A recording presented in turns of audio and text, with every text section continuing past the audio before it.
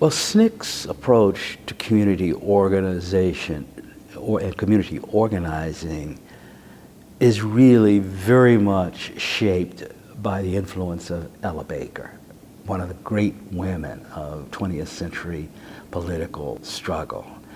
And her great lesson to us was organize from the bottom up, not the top down.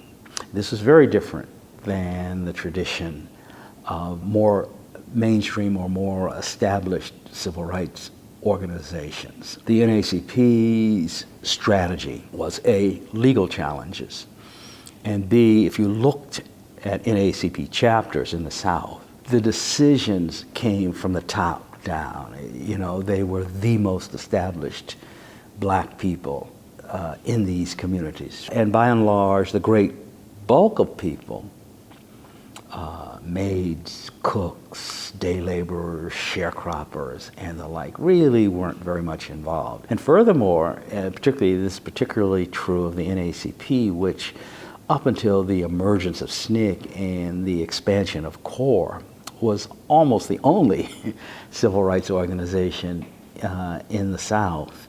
Not only was it locally hierarchical in the sense of top-down, it was also very much top-down in the sense of the relationship of the national headquarters to the local chapters. So what New York said trumped what Mississippi said or what Alabama said. SCLC, the Southern Christian Leadership Conference, was similar with some differences.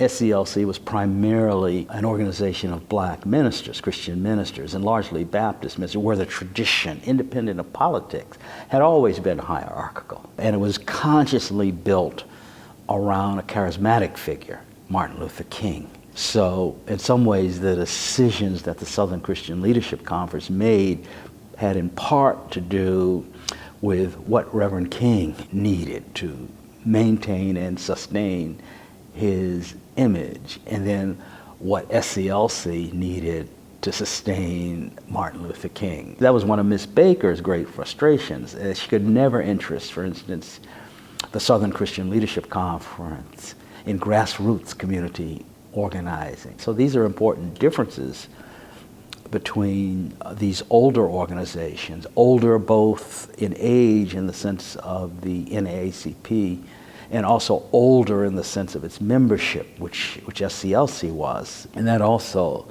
is an important difference between SNCC and also CORE, because people forget that although CORE was started in the 1940s by older people, with the sit-ins and the freedom rides, CORE really became an organization very much like SNCC and its leadership, James Farmer notwithstanding, by and large, was young people, college-age young people.